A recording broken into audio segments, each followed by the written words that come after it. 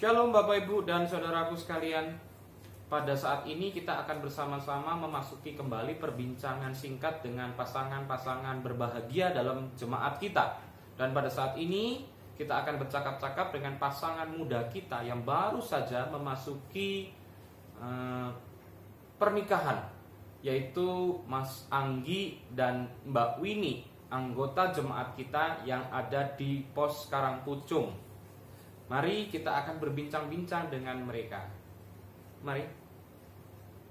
Shalom saudara sekalian, semoga semuanya sehat ya. Ya, kita akan bertanya-tanya ya Bapak Ibu dan saudaraku sekalian. Saya pengen tanya nih kepada Mbak Winnie dan juga Mas Anggi. Ketika sudah memasuki pernikahan, apa yang kemudian menjadi sesuatu hal yang baru yang Anda berdua rasakan ketika masa pacaran itu sangat berbeda jauh? Mungkin misalnya adalah waktu masa pacaran itu kan kami nggak pernah hidup serumah, nggak pernah tahu kalau misalnya kebiasaan masing-masing. Ternyata suamiku misalnya Mbak Winnie, ternyata kalau tidur itu sukanya ngiler gitu ya. Atau misalnya Mas Anggi atau Mbak Winnie bisa cerita bahwa ini dulu saya nggak pernah tahu masak, tapi setelah menikah rasanya pengen masak terus, karena rasanya ada yang perlu dibahagiakan, dan salah satu cara membahagiakannya adalah dengan memasak. Jadi saya itu selalu ngarep-ngarep kalau dia pulang dan saya ingin memberikan masakan yang baru saja saya coba ini untuk dinikmati. Semoga aja dia suka. Monggo Mbak Winnie dan juga Mas Anggi untuk bisa menceritakannya. Ada hal baru apa berkaitan dalam kehidupan pernikahan yang baru saja dijelang, yang mungkin sesuatu yang spesial yang tidak pernah dulunya dipahami, diketahui, tetapi ternyata ini menjadi sebuah kejutan tersendiri yang kemudian membuat kehidupan pernikahan ini menjadi sebuah kehidupan pernikahan yang penuh gairah di dalam Tuhan. Monggo, dipersilakan. Hal baru yang sesudah menikah, misalnya nggak bisa pergi sendirian, katanya suami khawatir, jadi harus dianterin kemana-mana. Terus nggak bisa mikirin diri sendiri lagi, kayak makan mikirin suami udah makan apa belum, jadinya ngajak suami makan bareng. Terus kalau tidur, kalau malam suami belum tidur suka mikirin mau tidur jam berapa gitu. Kalau ngorok jelas, tapi makin kesini udah terbiasa, malah jadi tanda suami udah tidur di samping gitu.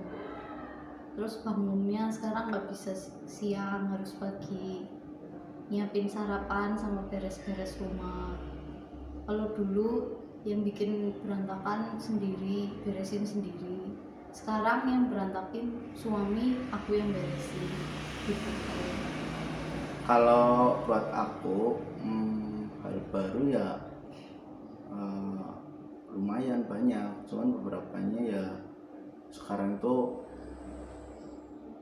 nggak bisa yang namanya tidur kemalaman gitu, pasti ada yang ngajakin apa ngingetin gitu, yang udah malam gitu, udah waktunya tidur, itu yang pertama.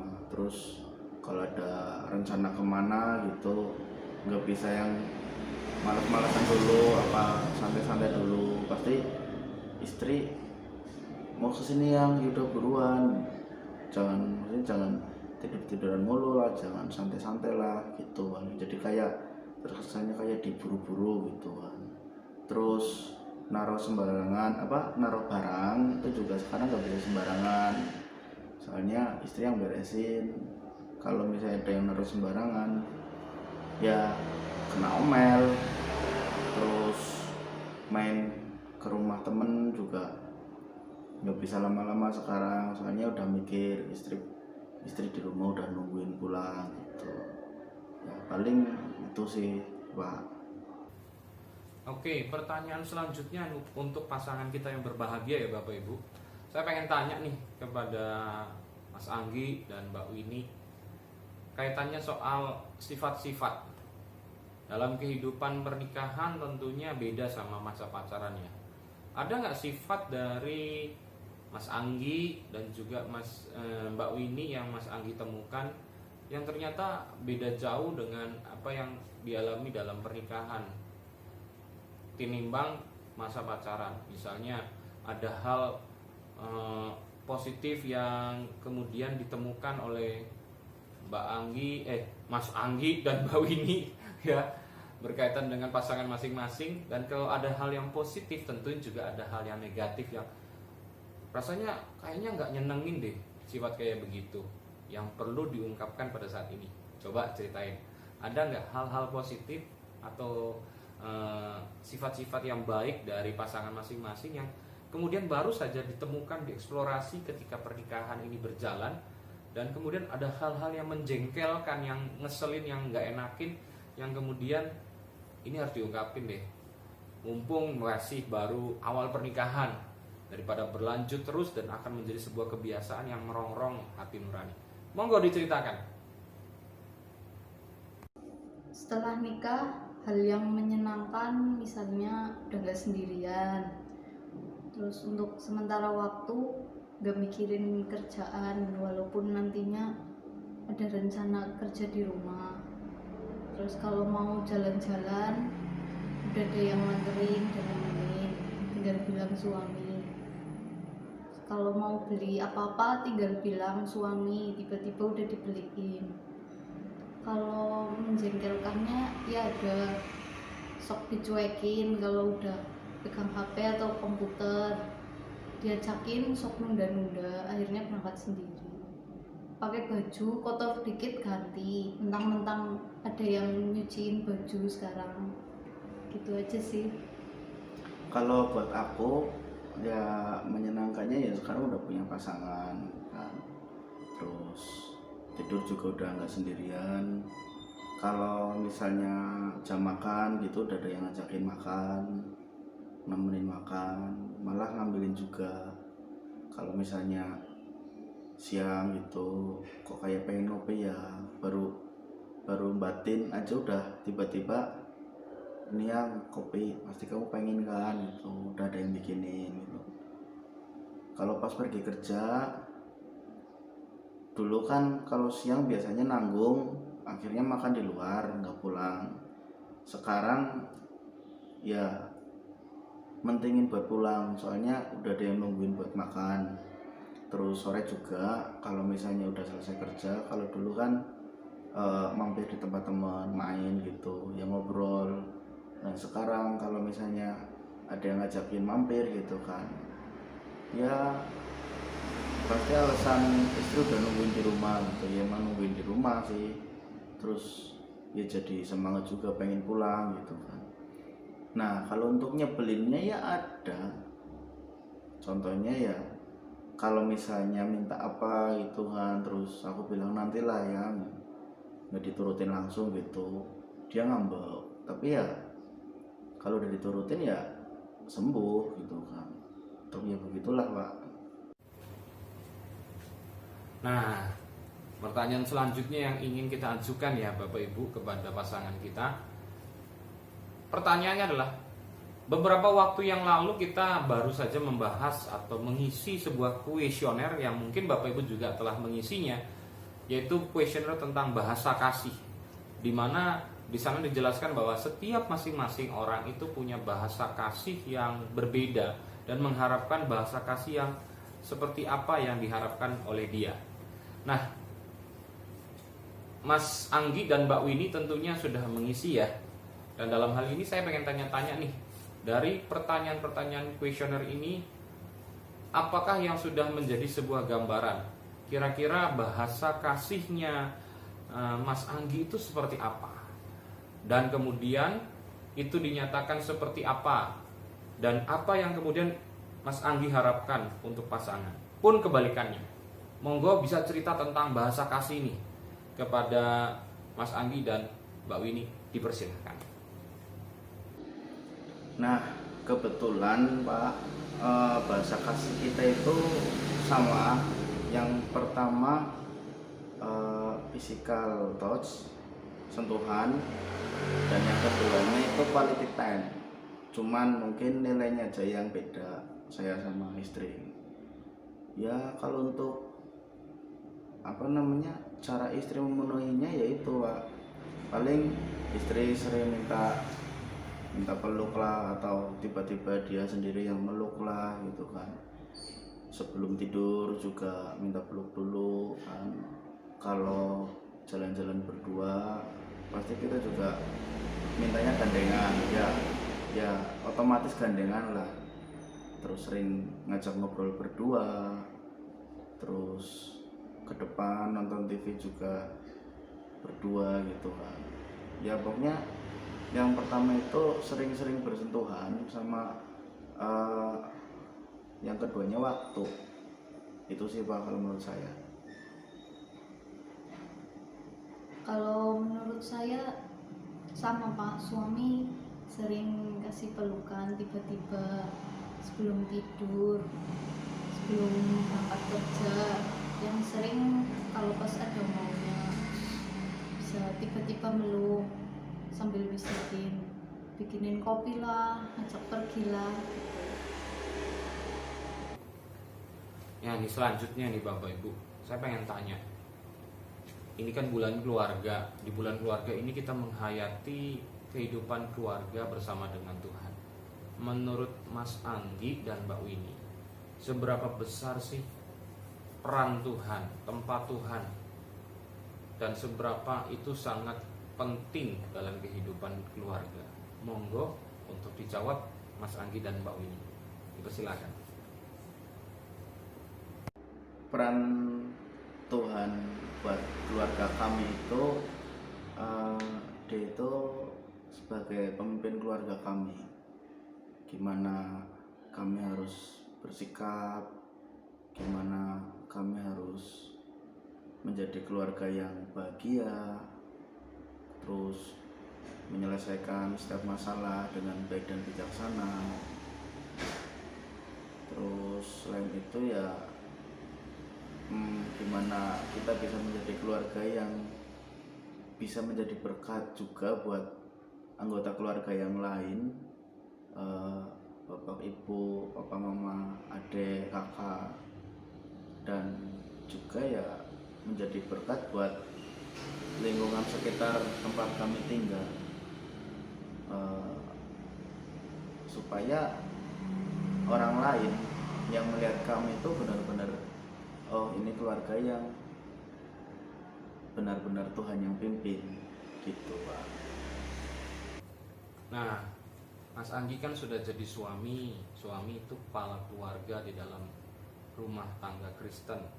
Sekarang saya pengen tanya nih kepada Mas Anggi sebagai suami kepala keluarga Kristen.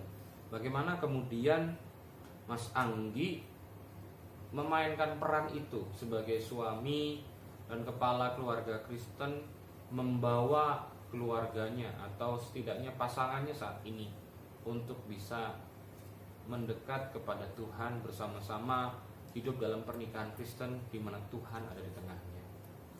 Silakan Mas Anggi. Peran suami dalam membawa keluarga pada Tuhan itu, kalau yang sudah saya lakuin, istri kan di sini pendatang, otomatis dia masih canggung untuk bergabung gitu kan. Ya saya ajak rutin untuk ke gereja gitu. Malah kadang istri juga ngingetin, misalnya saya masih santai waktu udah mulai siang gitu, istri ngingetin yang udah waktunya ke gereja gitu. Terus saya juga menawarkan dia untuk ikut ambil bagian dalam pelayanan juga. Kebetulan kemarin ya Pak Julius nawarin supaya melayani di bidang musik gitu kan. Setelah saya tanyakan, istri mau, ya kebetulan gitu kan. Akhirnya saya atur jadwal, cuman emang ya belum keturutan, tapi pasti kedepannya nanti semoga bisa secepatnya. Kalau di rumah, walaupun masih kadang-kadang masih jarang, saya ngajakin istri saat teduh atau berdoa bareng gitu kan, berdua ya saya yang pimpin gitu kan. Tapi ya semoga aja untuk kedepannya bisa lebih sering lagi atau mungkin malah bisa rutin gitu. Terus istri kan termasuk uh, baru di lingkungan keluarga ataupun di lingkungan masyarakat. Nah, ya saya menyadari itu dan nunjukin lah gimana baiknya bersikap gitu kan. So kadang kan ada beberapa hal yang emang belum istri pahami gitu kan dari lingkungan sekitarnya juga. Ya saya tunjukin gimana sih seharusnya bersikap sama lingkungan lah, apalagi sama keluarga lah. Soalnya kan di sini posisi saya yang lebih hafal, lebih mengenal lingkungan keluarga ataupun lingkungan masyarakat sini. Palingnya ya itu sih Pak. Nah sekarang saya ingin tanya kepada Mbak Winnie. Mbak Winnie, kan Mas Anggi sebagai suami kepala keluarga harus memainkan peran tanggung jawab sebagai seorang yang saleh membawa keluarganya untuk mendekat kepada Tuhan, dan itu penuh tantangan. Nah di dalam tantangan yang dialami oleh kepala keluarga Kristen, kira-kira bagaimana Mbak Winnie memainkan peran sebagai penolong yang sepadan, di mana Mbak Winnie boleh membantu peran suami dalam kehidupan rumah tangga Kristen. Apa-apa aja yang kira-kira di bayangan Mbak Winnie untuk dikerjakan sebagai seorang istri Kristen? Monggo dipersilakan kepada Mbak Winnie. Peran saya sebagai istri ya kan, suami sering lupa berdoa. Saya selalu ngingetin suami buat selalu berdoa. Misalnya mau berangkat kerja atau mau jalan bawa kendaraan, pokoknya jangan lupa berdoa gitu. Terus kalau malam minggu kan suami suka ngumpul sama teman-temannya, kadang keasikan sampai lupa waktu, padahal besoknya harus ke gereja. Ya saya ngingetin biar nggak kemalaman tidurnya daripada besok kesiangan gitu. Termasuk waktu mau ke gereja juga kadang suami santai-santai, saya yang nyuruh siap-siap, malah saya siapin juga pakaiannya biar dia cepet gitu. Ya saudara-saudara, demikian perbincangan kita bersama dengan pasangan muda kita, Mas Anggi dan juga Mbak Winnie. Semoga perbincangan singkat kita semakin membuat kita bisa memahami pergulatan, perjuangan, dan kehidupan berkeluarga Kristen kita. Jadi Bapak Ibu dan Saudaraku sekalian, kita bukan seorang diri untuk menjadi seorang suami, untuk menjadi seorang istri, untuk menjadi seorang anak-anak Kristen yang baik. Ada teman-teman yang sama-sama memainkan peran itu, dan bagaimana kemudian mereka berjuang, mereka mengerjakan itu, dan itu juga boleh menjadi pembelajaran buat kita. Kita boleh belajar dari yang tua. Kemarin kita belajar dari pasangan Pak Ongko Bu Ongko, tetapi juga kita boleh belajar dari pasangan yang masih muda, yang baru saja mengawali pernikahannya pada saat ini, yaitu Mas Anggi dan Mbak Winnie. Kiranya perbincangan kita menjadi berkat untuk pernikahan dan keluarga kita sekalian. Tuhan memberkati.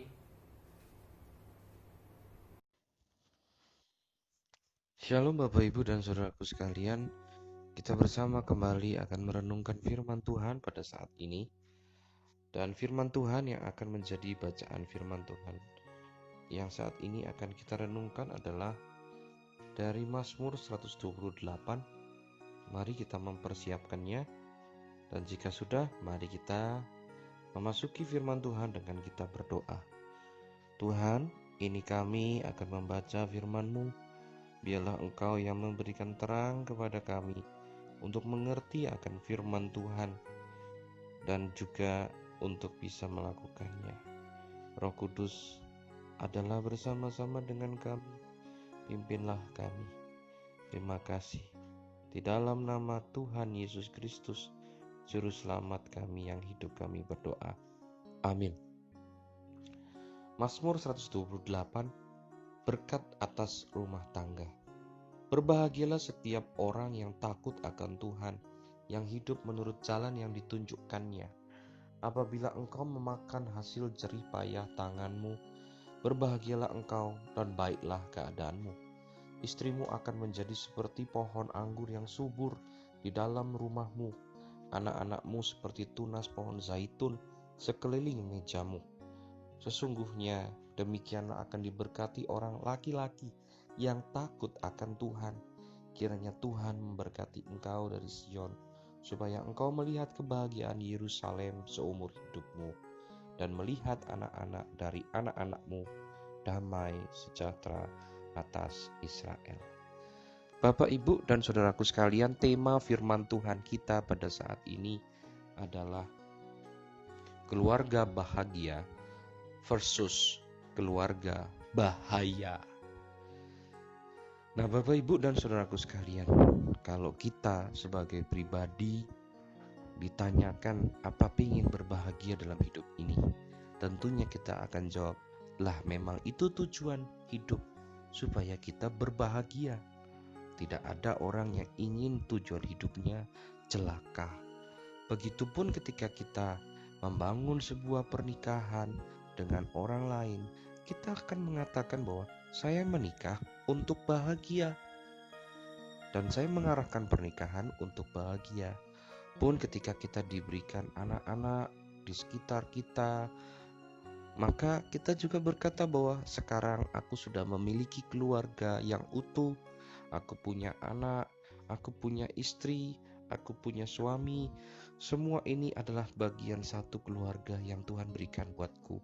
Dan aku ingin supaya keluarga menjadi bahagia.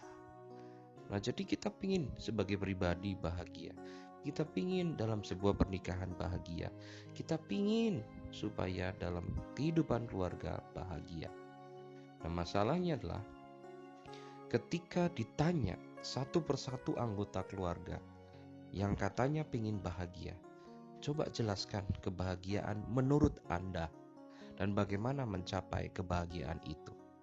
Si suami akan berkata, kebahagiaan itu A dan cara mencapainya adalah seperti ini.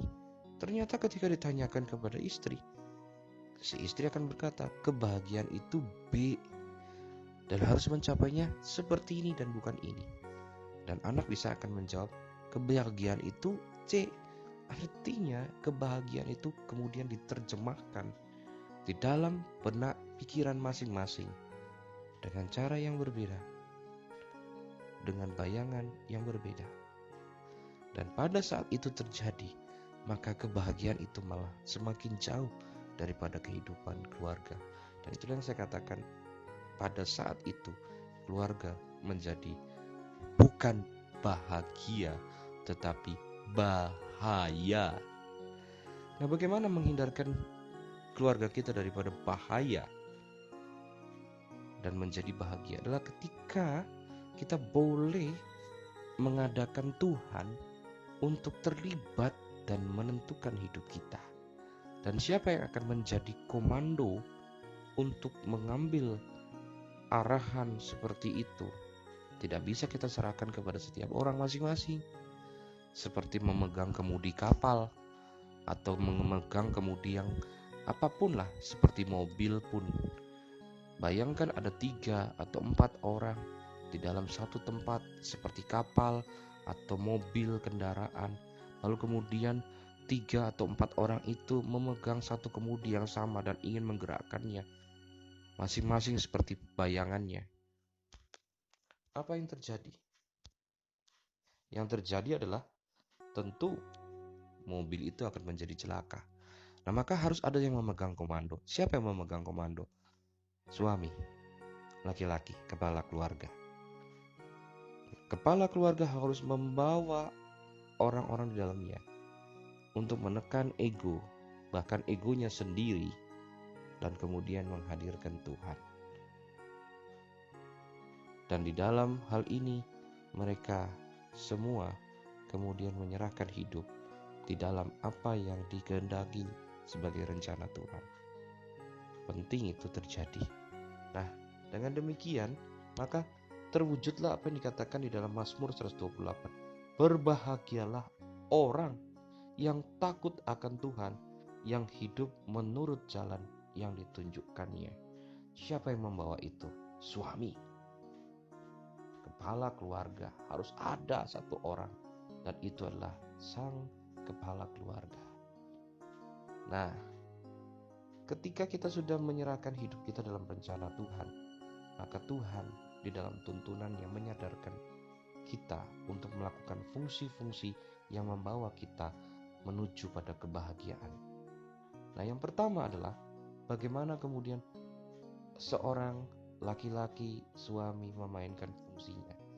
Dijelaskan di sana bahwa orang yang takut akan Tuhan dan hidup di dalam rencana Tuhan, dia akan menyadari perannya sebagai seorang suami, kepala keluarga, yaitu untuk berjerih payah mengerjakan hasil yang akan menafkahi keluarganya dengan jujur, supaya nafkah itu menjadi berkat dan bukan laknat buat keluarga. Betapa banyak suami-suami kepala keluarga yang ingin cepat membuat keluarganya bahagia, tapi kemudian terjebak dalam dosa dengan korupsi, dengan melakukan tipu-tipu, dan berbagai macam bentuk kesalahan. Dan ketika ditanyakan, kenapa kamu melakukan itu semua? Saya ingin mendapatkan sesuatu yang lebih dari yang harusnya, supaya saya ingin membawa keluarga saya bahagia. Pertanyaannya, bahagia enggak? Malah kita menjerumuskan keluarga kita.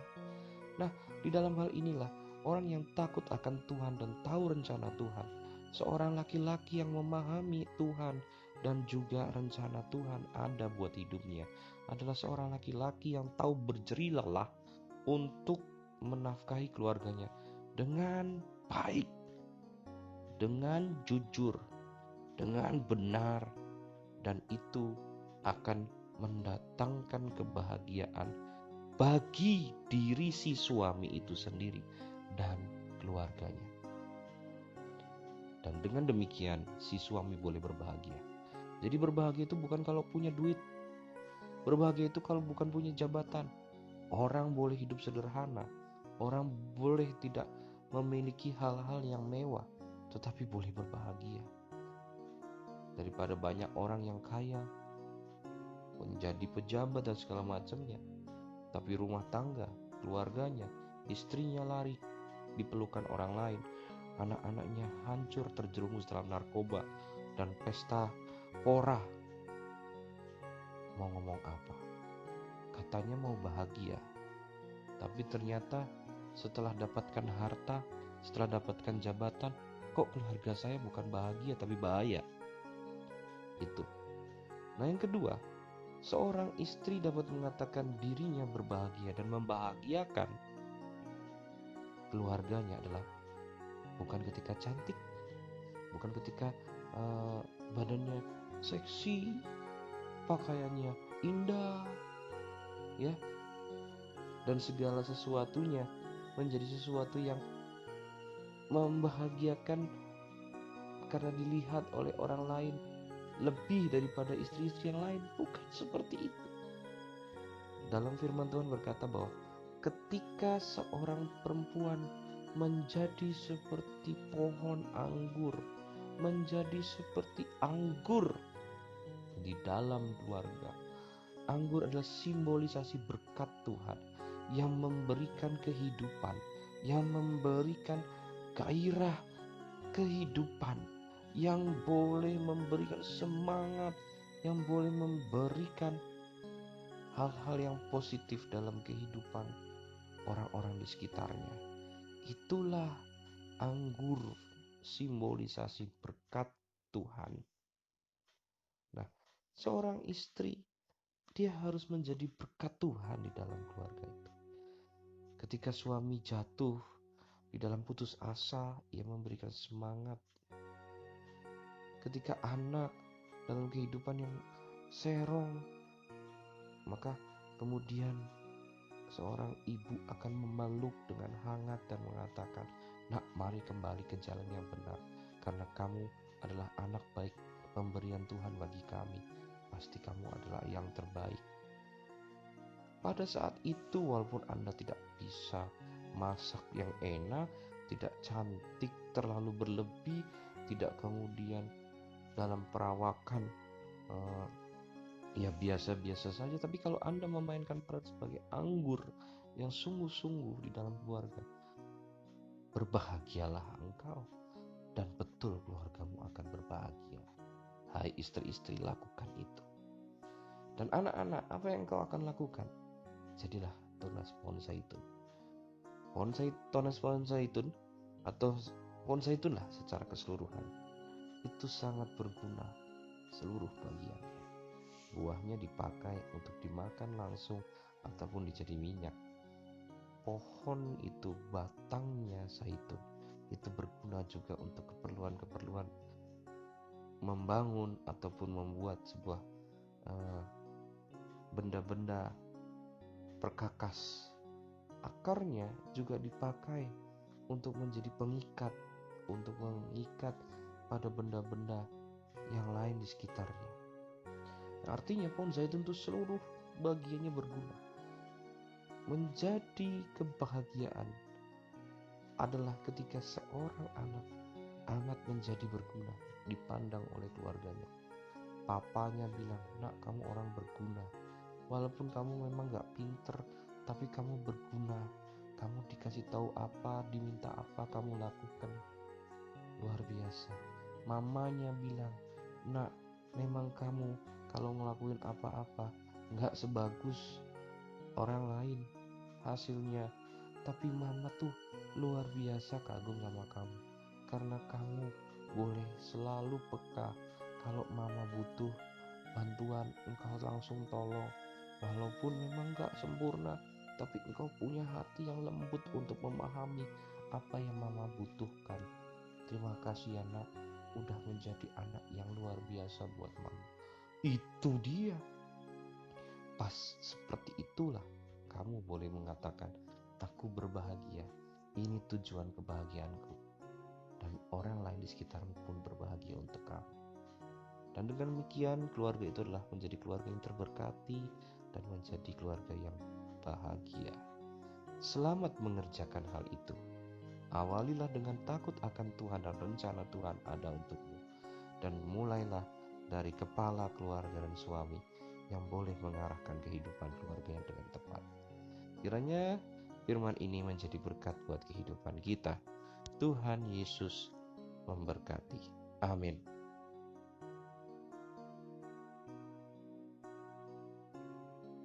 Halo Bapak Ibu, saya akan memberitahukan kepada Bapak Ibu dan saudaraku sekalian berkaitan dengan kegiatan keluarga kita pada saat ini, yaitu membuat sebuah surat kepada Bapak Ibu dan saudaraku sekalian. Nanti akan dibagikan surat, dan itu berisi 2 lembar.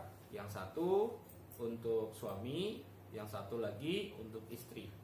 Suami menuliskan surat untuk istrinya, dan istri menuliskan untuk suaminya. Jadi untuk suami-suami, ambillah kertas yang ditujukan untuk istrimu, dan untuk istri-istri tulislah surat yang ditujukan kepada suamimu. Apa yang menjadi isinya? Yang menjadi isinya adalah, Bapak Ibu dan saudaraku sekalian, Bapak Ibu menjelaskan kepada pasangan bahwa apa yang Bapak Ibu dan saudaraku sekalian rasakan dalam kehidupan keluarga dan pernikahan yang telah berjalan lama. Harapan-harapan yang kemudian ibu atau bapak gantungkan untuk masa depan dalam pernikahan dan keluarga.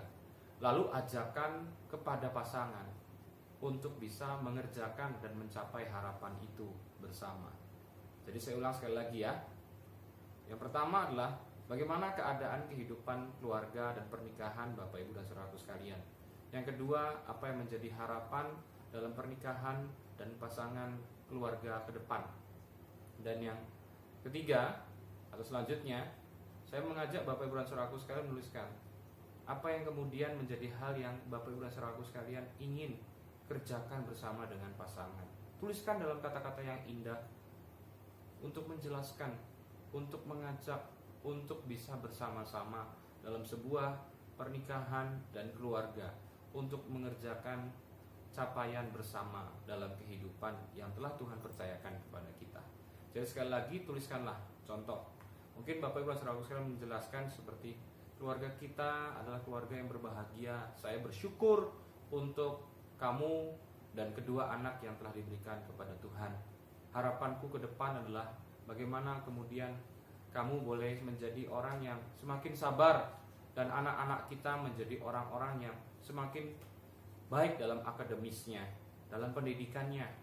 Oleh karena itu, sayang, bolehkah aku mengajak kepadamu bagaimana jika kita bersama-sama bersatu hati untuk bisa membenahi diri kita, untuk bisa melakukan apa yang terbaik untuk anak-anak kita dalam masa depan mereka.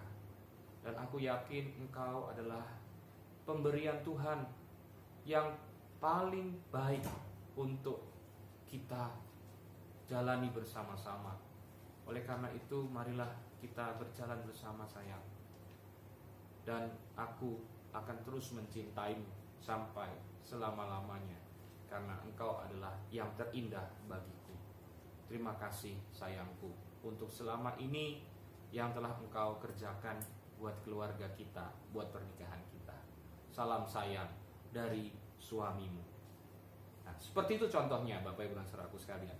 Selamat mengerjakan tugas surat cinta ini. Semoga Bapak Ibu dan saudaraku sekalian, dengan kita bisa bertukar surat dengan pasangan kita, semakin kita memahami apa yang dirasakan, apa yang dipikirkan oleh pasangan kita, dan apa yang ingin kita kerjakan bersama-sama dalam pernikahan dan keluarga kita. Tuhan Yesus memberkati. Amin.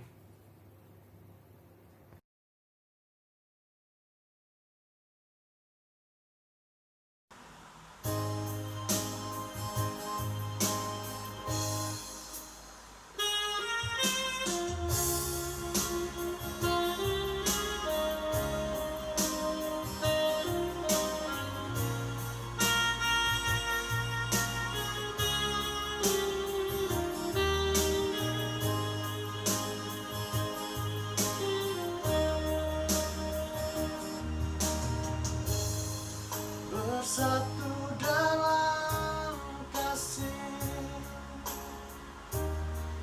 bersama melayani dan saling mengampuni. Ini doa kami. Ini rindu kami. Aku dan seisi rumahku memuji dan memuliakanmu, penebusku, penyelamatku, penolong dalam hidupku.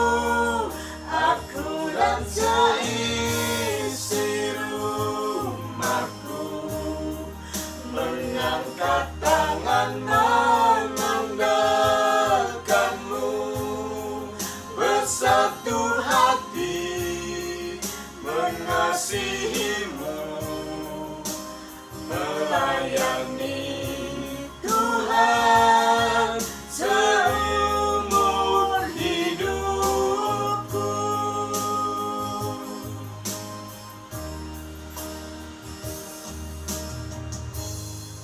Bersatu dalam kasih, bersama melayani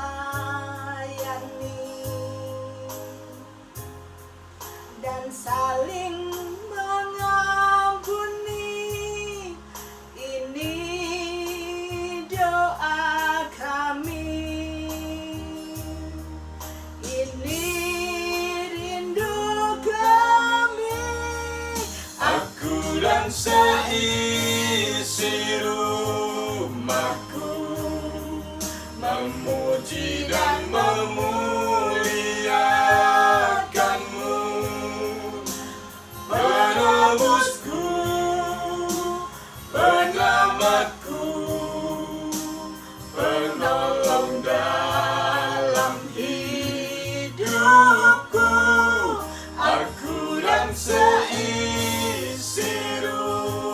rumahku, mengangkat tangan mengandalkanmu, bersatu hati mengasihimu, melayani Tuhan seumur hidupku.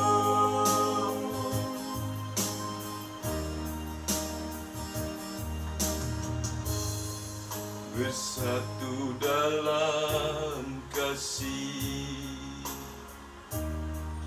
bersama melayani dan saling mengampuni. Ini doa kami, ini rindu kami.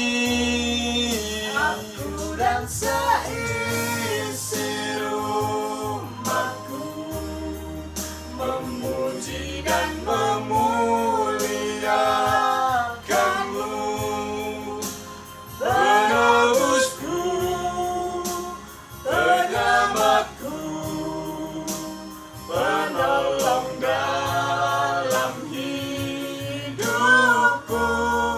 Aku yang seisi rumahku mengangkat tangan mengandalkanmu, bersatu hati mengasihi